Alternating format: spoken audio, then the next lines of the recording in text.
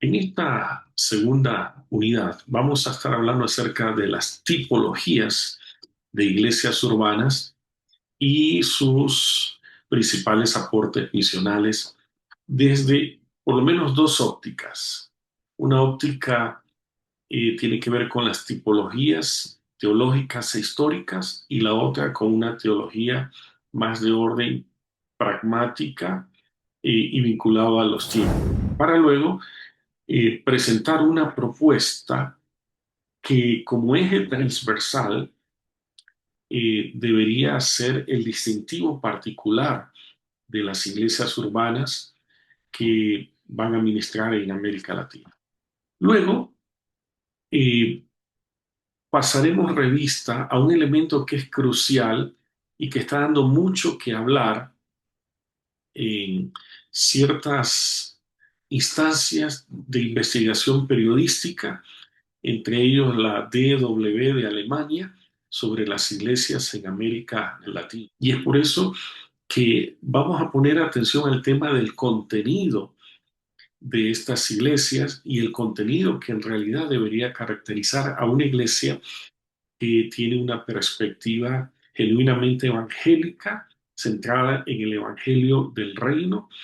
En tal virtud, en esta sección importante, vamos a hablar ya de fondo sobre el tema identitario y del contenido que distingue a estas identidades evangélicas. Para este efecto, eh, vamos a utilizar una, una ayuda que es vital. En esencia, eh, quisiéramos señalar que vamos a estar estudiando dos tipologías. La primera, la tipología teológica, es la que se define por el pensamiento que le distingue y la consecuente acción en la que se expresa ese pensamiento. Y la segunda, como dije, tiene que ver con la tipología más pragmática, histórica, y se define por los resultados que éstas han mantenido en los tiempos. El principal uh, autor o referente de la tipología teológica es el famoso teólogo argentino ya fallecido, don José Miguel Bonino, quien es conocido como el decano de los teólogos en América Latina y que fue un referente incluso ante Vaticano II como observador, que fue discípulo del teólogo suizo Karl Barth, cuyo énfasis fue en la teología de la palabra de Dios como central para la construcción del pensamiento y de la acción de la iglesia. Esta tipología la expresa en este gráfico. Primero están las iglesias históricas, dícese, por ejemplo, luteranas, anglicanas, presbiterianas, que devienen directamente de la Reforma Protestante. Luego están las iglesias evangélicas, que devienen del movimiento o avivamiento, el movimiento avivamentista en Inglaterra siglo XVIII, con el wesleyanismo, de donde vienen los metodistas, nazarenos, bautistas, alianza, pacto, entre otros. Bueno, el caso del bautizano es mucho más antes, pero tiene este perfil evangélico. El tercer grupo de iglesias son las iglesias pentecostales. Me refiero por ello a las Asambleas de Dios, Iglesia Cuadrangular, la Iglesia de Dios de Cleveland, la Iglesia de Dios de la Profecía, entre otras. Y el cuarto tipo de iglesias son las iglesias neopentecostales, que los propios evangélicos miran o miramos con extrañeza a este grupo, y son iglesias como Pare de Sufrir, Casa de Dios en Guatemala, Dios es Amor, entre otras. Por supuesto, cada uno tiene una forma de pensamiento. Por ejemplo, las iglesias históricas hunden sus raíces totalmente en lo que son los postulados de la Reforma Protestante: sola escritura, sola gracia, sola fe, solideo, entre otros. Las iglesias evangélicas mantienen esa herencia, pero a la vez incorporan el elemento de renovación mediante la palabra, mediante el espíritu, y una suerte de servicio que inspira justamente su fe en favor de los más pobres.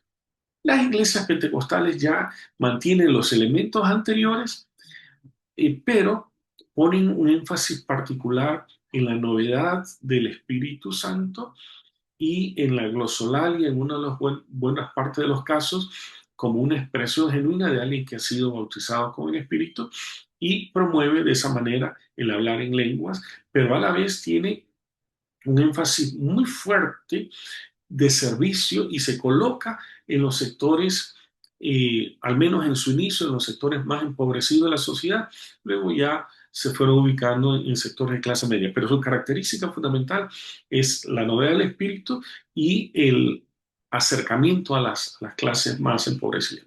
De su lado, las iglesias pentecostales compraron el discurso, hicieron un mix del discurso de la prosperidad y ponen un acento muy fuerte en el tema mediático, usando los medios de comunicación y a la vez son las que se distinguen por ser megas iglesias. Estas son los cuatro tipos de iglesias protestantes eh, por su forma de pensamiento. Y otra tipología que es por el resultado en el tiempo. Y nos referimos a la propuesta de Tim Bren. En esencia dice hay tres, claro, miles de denominaciones, cientos de teologías, docenas de culturas, pero al final la mayoría de las congregaciones se autoclasifican en una de las tres categorías. Estas son las conmemorativas, que hacen énfasis en el pasado, las iglesias del mantenimiento en el presente y las iglesias de movimiento que unen sus raíces en una visión futurista y de desarrollo. Aquí hay una explicación de aquello, de las tipologías pragmáticas e históricas. Las conmemorativas dicen que sus mejores días están en el pasado, ¿verdad? Son iglesias sobrias, sinceras, tienen un liderazgo adulto mayor y veneran, por supuesto, a sus ancestros honorarios, tienen placas de reconocimiento de antiguos donantes de esos edificios, es un espacio congelado en el tiempo, membresía a veces desanimada, pero fiel, obediente. Ese es el tipo de iglesias conmemorativas más de orden histórica. Es otra forma de ver a esa tipología de iglesia. Luego están las iglesias de mantenimiento, las cosas, entre comillas, ahora son tan buenas como lo serán siempre, ponen un énfasis en el presente.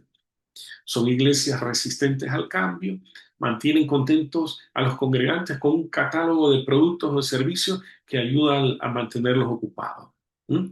Y por último, los cambios ponen en peligro la satisfacción de sus miembros. Eso pone el énfasis en el presente.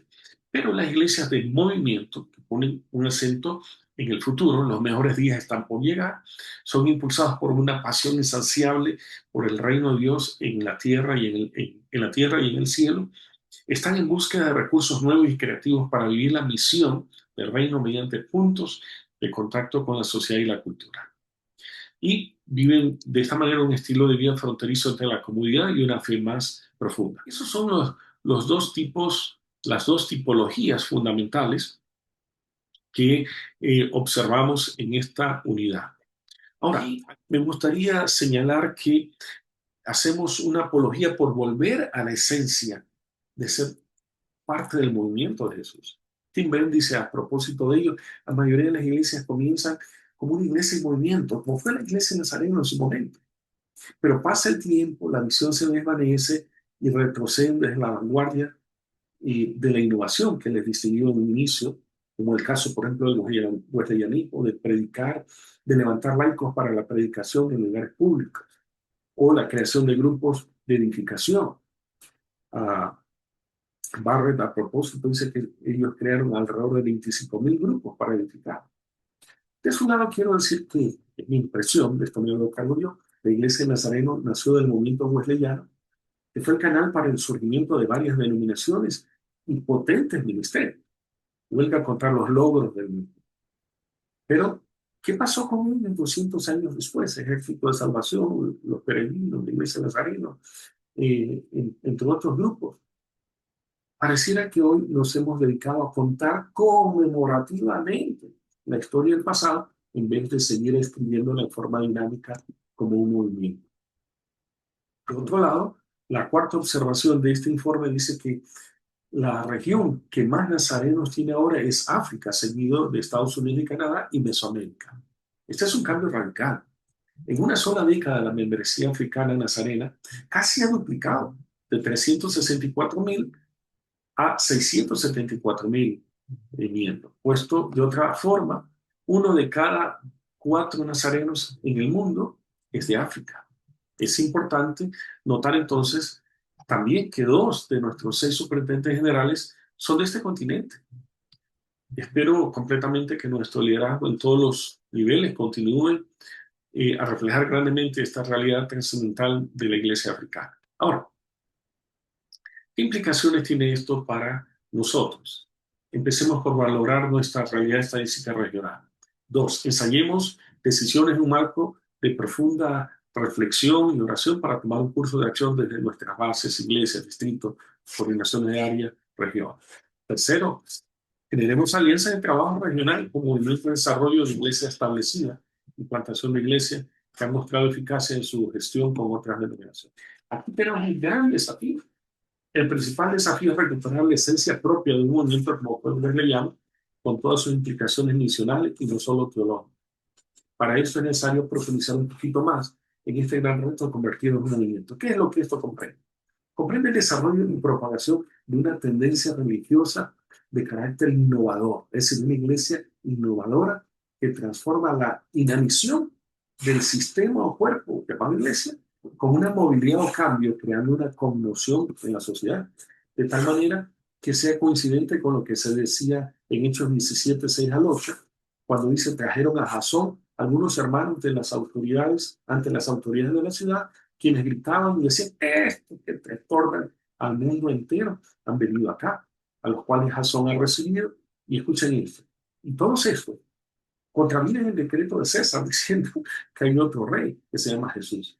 Y alborotaron al pueblo y a las autoridades de la ciudad oyendo estas cosas. ¿Cómo podemos volver a hacer ese movimiento que conmociona y transforma a la nación como fueron estos cristianos? Es una pregunta para pensar. Yo quisiera animarles a que recuperemos esa esencia tipológica, cualquiera a la que nos pertenezcamos, en este caso, si es nazareno, obviamente a la línea evangélica, de línea armamentista, para convertirlo en un movimiento urbano contextual. Eso se puede recuperar la esencia misional para ser, en primer lugar, un movimiento cristiano insertado en el mundo urbano, con un sentido de comunidad, que sigue las enseñanzas y misiones de Jesús y ganas de contribuir a la construcción del reino de Dios. De entrada dijimos que también hay que analizar el discurso. Ya vieron en la tipología de Bonino que cada una tiene una forma de pensamiento y un discurso. Pero aquí me gustaría poner un énfasis bien acendrado en lo que debería ser nuestro discurso como tal, el contenido a promover. ¿Mm? Porque esta es nuestra propuesta misional. El contenido de ser el reino de Dios. Recuérdense que tenemos esta responsabilidad tal como Juan el Bautista y Jesús, seguir las mismas pisadas. ¿Qué dijo desde el inicio de Jesús al inicio de su ministerio? Arrepentíos porque el reino de los cielos se ha acercado. Estamos presentes que si ese es lo que el Padre envió a proclamar al profeta, a su Hijo, a Jesús, entonces obviamente nos corresponde seguir sus pisadas. Y aquí tenemos que revisar también lo que es el sentido misional de Jesús y por ende el nuestro. La misión de Jesús es la misión del Padre. Por lo tanto, la misión de la iglesia debe ser la misma misión de Dios. Este debe estar puesto, el énfasis puesto en Él, por Él, para Él, a fin de traer bienestar a la creación y a la raza humana. El mensaje del reino de Dios es vital para construir esta propuesta. Hermanos, tenemos la responsabilidad de predicar y enseñar el reino de Dios tal cual lo hizo Jesús. Vean Mateo 4:17. No tenemos derecho a modificar el mensaje, pues tan solo somos conductores, embajadores o proclamadores de este mensaje de Dios y de su reino, cuyo interés fundamental, de acuerdo a 2 Corintios 5:20, es reconciliar al ser humano con Dios. Así que el contenido del discurso, mensaje central del Evangelio, conforme lo atestiguan los evangelios canónicos, es el reino de Dios y la metanoia. Este es el único autorizado para comunicar en el desarrollo de nuestra comisión como discípulos y servidores en la causa del reino de Dios. Ahora, ¿por qué es tan importante? Esa es la pregunta. ¿Por qué es tan importante analizar el contenido en medio de estas tipologías de iglesia? Por lo siguiente. Primero, sin claridad sobre el contenido, tenemos la seducción de inventarnos un mensaje según el parecer humano y no de Dios en su palabra. Eso es lo que está pasando con muchas de las iglesias neopentecostales. Vamos a decirlo con precisión. Segundo, las consecuencias observadas en las iglesias contemporáneas por esa supuesta libre interpretación de la Escritura ha dado paso al surgimiento de un sinnúmero de propuestas, incluidas herejías y no pocas. ¿Cuáles mensajes reconoce usted entre las iglesias contemporáneas que están preñados de herejías? Tercero, somos llamados a ser fieles al mensaje del reino de Dios, en especial a la enseñanza de Jesús, tal cual lo atestigua Mateo 28, 26. Él es quien revela al Padre y su voluntad. Él es el camino, la verdad y la vida. ¿En qué consiste ese mensaje? ¿Cuál es el alcance de ese mensaje? Revise 1 Tesalonicenses 1, 16 al 20. Tiene una cosmovisión, tiene valores propios. Me gustaría animarles a leer un artículo de mi autoría sobre los valores del reino de Dios, y ahí menciono 8 que son fundamentales. Las respuestas que podamos ofrecer a estas preguntas están implícitas en las enseñanzas de Jesús, de ahí la importancia de retomar la proclamación del mensaje del reino centrado en las enseñanzas de Jesús sin desviarnos. ¿Cuáles son esos valores a los que me referí? Bueno, amor y compasión, humildad y servicio, justicia y equidad, perdón y reconciliación, fe y confianza, gratitud, pureza de corazón, paciencia y perseverancia. Les animo a que, por favor, se tomen el tiempo de leer los artículos aquí consignados para esta unidad número 2, las iglesias protestantes y evangélicas de América Latina y el Caribe, un ensayo interpretativo para entender un poco más profundamente lo que hemos compartido sobre Bonino, los 3 tipos de iglesias de Bren, la nueva iglesia y su comunidad en el contexto latinoamericano dentro del libro Plantación de Iglesias, y ver ese video de iglesias modernas que dice como subtítulo mucho humo, muchas luces y mucho humo. Y luego analizar en la segunda sección todo lo que tiene que ver con el contenido de estas iglesias, ¿verdad? 5 doctrinas heréticas que crean o en la que creen los evangélicos. Es un video, otro video, cuál es el origen del evangelio de la prosperidad de Vite. Y luego un libro que es fantástico, que no puede pasarse por alto, El Evangelio del Reino de George Eldon Ladd. Espero en Dios que todas estas lecturas y videos contribuyan a generar en usted una comprensión mucho más amplia sobre los tipos de iglesia, pero a la vez como definir el perfil propio del movimiento al que nos pertenecemos, que es la línea evangélica de parte del movimiento wesleyano, definir el perfil adecuado de una iglesia que es comunidad, una iglesia que es movimiento, una iglesia que es encarnacional, como lo habíamos dicho en la sección anterior. Deseo de todo corazón que esta unidad sea de gran utilidad para su provecho y para tener mayor clarificación. Leo en el foro acerca de la pregunta que tenemos para esta unidad. Un abrazo y bendiciones y sigan adelante.